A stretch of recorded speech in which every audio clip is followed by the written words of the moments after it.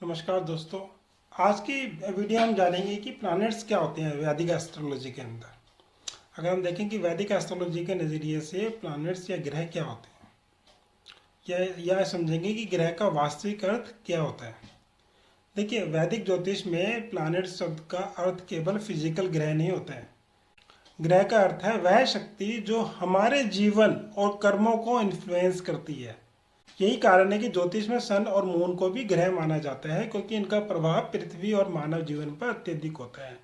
यानी ग्रह शब्द क्या हो गया? ग्रह मतलब हमें ग्रहण करने वाले, यानी उनके प्रभाव को जो हम ग्रहण करते हैं वो ग्रह कहलाते हैं।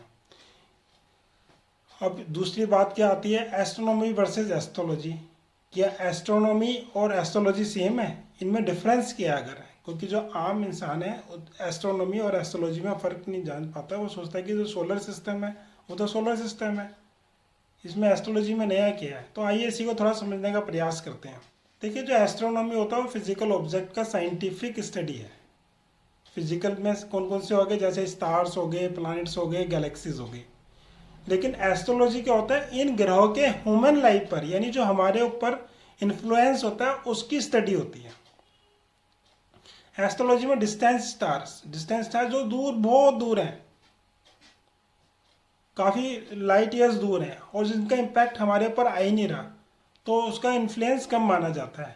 लेकिन जो कुछ ग्रह हैं जो हमारे आसपास हैं, सराउंडिंग में हैं, जिनका डिस्टेंस वो डायरेक्टली हमें इन्फ्लुएंस करते हैं, जैसे सन हो गया, मून हो गया, और आपके शुक्र ग्रह हो गए, बुध ग्रह हो गए, मंगल हो गए, बृहस्पति हो गए, शनि हो गए, और इनका इम्पैक्ट हमारे पर अधिक माना जाता है। तो क्वेश्चन ये मन में आता है कि मुख्य ग्रह कितने हैं हमारे। देखिए, अगर बात करें 7 क्लासिकल प्लैनेट्स हैं, 7। तो वैदिक ज्योतिष में क्या 7 मुख्य ग्रह माने गए हैं। कौन कौन से?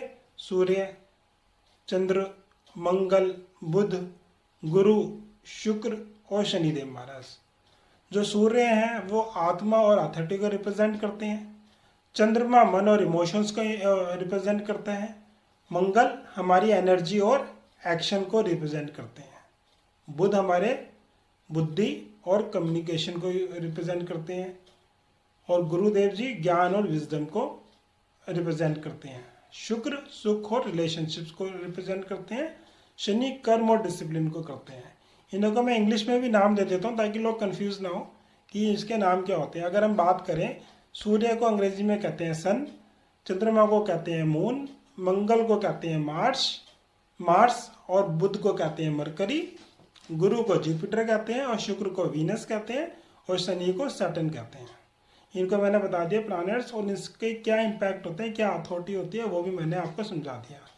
क्योंकि ये 7 ग्रह जीवन के मूल साइकोलॉजिकल और कार्मिक फोर्सेस को दर्शाते हैं। ये हमारी एनर्जीज हैं।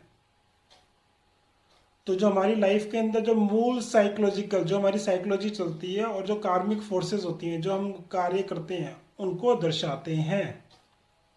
ये तो बोला 7 ग्रह हो गए। लेकिन हम पढ़ते हैं एस्ट्रोलॉजी के अंदर कि 9 ग्रह हैं। तो ये तो 7 तो फिजिकल है। इसके अलावा हमारे पास 2 ग्रह और आते हैं, जिन्हें क्या बोलते हैं हम? राहु और केतु। देखिए, राहु और केतु क्या होते हैं? शैडो ग्रह होते हैं। इसे हम आगे डिटेल में समझते हैं। देखिए, इसके अतिरिक्त 2 विशेष ग्रह कौन से होते हैं? राहु और केतु। इन्हें शैडो प्लैनेट्स कहा जाता है, यानी शैडो है। इनका कोई फिजिकल एग्जिस्टेंस नहीं है, क्योंकि ये फिजिकल प्लैनेट नहीं है बल्कि मैथमेटिकल पॉइंट्स हैं। ये 2 मैथमेटिकल पॉइंट्स हैं जो सन और मून के ऑर्बिटल इंटरसेक्शन को दर्शाते हैं। ये तो बड़ा टेक्निकल टर्म हो गया सर, थोड़ा सिंपल समझा दो। देखिए, जो अर्थ है वो कहाँ घूमती है? सन के चारों ओर घूमती है और अपने ऑर्बिट के आगे भी घूमती है। और जो मून है वो जो अर्थ के चारों ओर घूमता है।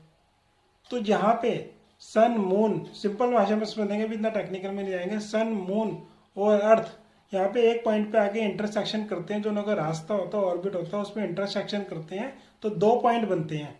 तो एक पॉइंट राहु कहलाता है, इसे नॉर्थ नोड कहते हैं, और एक को साउथ नोड कहते हैं।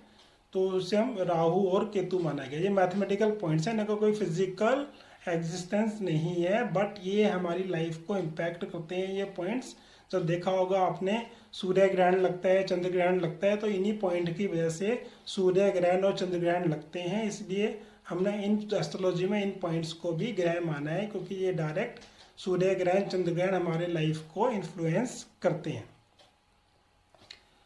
अब इसमें पढ़ेंगे लग्न और स्पेशल मैथमेटिकल पॉइंट्स। देखिए इन 9 ग्रह के अलावा कुछ मैथमेटिकल पॉइंट्स भी होते हैं। सबसे महत्वपूर्ण है लग्न या असेंडेंट। लग्न क्या होता है, हम बहुत पढ़ते हैं, पंडित जी के पास जाते हैं, लग्न कुंडली बनवाते हैं, लग्न की चर्चा भी होती है, शादी के अंदर भी लग्न की बात चलती है। तो लग्न या असेंडेंट है क्या? देखिए लग्न वह राशि होती है जो जन्म के समय पूर्व दिशा में उदित हो रही होती है। मीन्स जब हमारा जन्म होता है तो उस समय जो होराइजन पे, तो क्षितिज पे जिस पॉइंट पे सनराइज होता है, उस समय का जो पॉइंट होता है वो लग्न कहलाता है, और वही हमारी राशि होती है। और जो जन्म समय पूर्व दिशा में उदित हो रही होती है, तो यही हमारे जीवन का, हमारी कुंडली का, हमारे ओरिजिन का स्टार्टिंग पॉइंट होता है, क्योंकि हम जन्म लेते हैं और वहीं से हमारी ज़िंदगी की लाइफ लाइन चालू हो जाती है, और वही पूरे चार्ट की फाउंडेशन बनाता है। अगर आपका लग्न का पॉइंट अच्छा है तो आपकी लाइफ अच्छी चलेगी, और लग्न में अगर कुछ कमियां रह गई हैं तो लाइफ थोड़ी स्ट्रगलफुल रहेगी। और भी इंटीग्रेशन होता है जिसको हम देखते हैं, लेकिन एक जनरल बात में कह सकते हैं इसके अंदर। तो इस प्रकार हमने ग्रह के बारे में क्या जाना। इस प्रकार वैदिक ज्योतिष में 9 ग्रह मुख्य माने गए हैं, और जो हमारी लगन होती है, यानी जो हम है, हमारा व्यक्तित्व, हमारी पर्सनैलिटी है, हमारा ओरिजिन है, वो भी मानव जीवन के कार्मिक ब्लूप्रिंट को दर्शाते हैं। तो कुंडली एनालिसिस का पहला और सबसे महत्वपूर्ण स्टेप है इन ग्रह को सही प्रकार से समझना। तो आज के लिए इतना ही, फिर मिलते हैं अगली वीडियो के अंदर और ज्ञानवर्धक वीडियो के साथ।